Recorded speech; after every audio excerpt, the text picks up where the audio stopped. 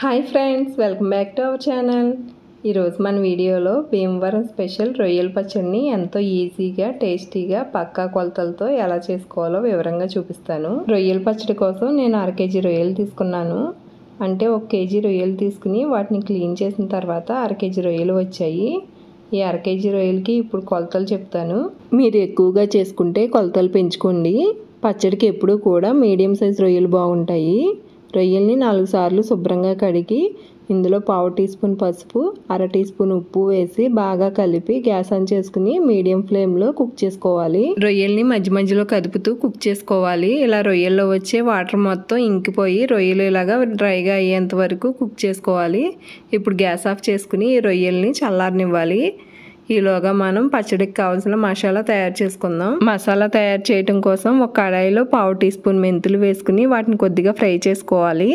అవి కొద్దిగా ఫ్రై అయిన తర్వాత ఇందులో 2 టీ స్పూన్ల ధనియాలు, 1 టీ స్పూన్ జీలకర్ర, 1 టీ స్పూన్ ఆవాలు, 1 అంగుళం దాల్చిన చెక్క, 2 యాలకులు, 6 లవంగాలు వేసుకుని వీటిని కూడా బాగా ఫ్రై చేసుకోవాలి. ఇలా ఫ్రై చేసుకున్న వీటిని ఒక బౌల్లోకి తీసుకుని చల్లారనివ్వాలి. ఇవి పూర్తిగా చల్లారిన తర్వాత వీటిని మెత్తగా మిక్సీ పట్టుకోవాలి. నేను ఇక్కడ ఇలా రోట్లో వీటిని మెత్తగా పొడిలా చేసుకున్నాను. ఇప్పుడు ఈ పొడిని ఒక బౌల్లోకి తీసుకుని ఇదే రోట్లో అల్లం వెల్లుల్ని మెత్తగా పేస్ట్ లాగా చేసుకుని ఒక బౌల్లోకి తీసుకుని పక్కన ఉంచుకోవాలి.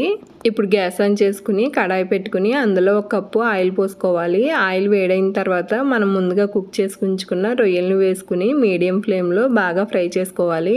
రొయ్యల్ని మీడియం ఫ్లేమ్లో ఇలా వీడియోలో చూపిన విధంగా ఫ్రై చేసుకుంటే సరిపోతుంది. బాగా ఎక్కువగా ఫ్రై చేస్తే పచ్చడి పట్టిన తర్వాత రొయ్యలు బాగా గట్టిగా ఉంటాయి.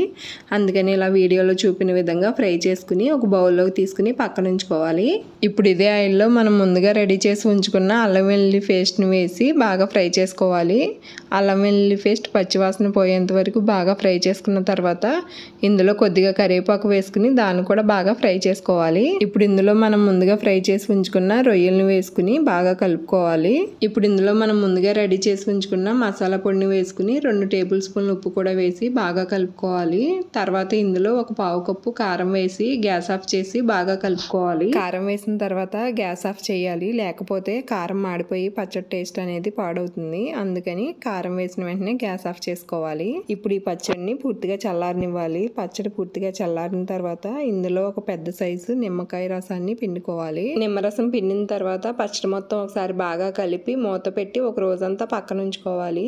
తర్వాత రోజు మూత తీసి పచ్చడి ఒకసారి బాగా కలిపి ఉప్పు, కారం, పులుపు అన్నీ చూసుకుని ఏమైనా సరిపోకపోతే వేసుకోవాలి. నేను వేసిన ఉప్పు, కారం, పులుపు అన్నీ కూడా సరిగ్గా సరిపోయాయి. ఇప్పుడు ఈ పచ్చడిని ఒక గ్లాస్ జార్లో పెట్టుకుని ఫ్రిడ్జ్లో పెట్టుకుంటే 3 నెలల వరకు ఫ్రెష్గా ఉంటుంది.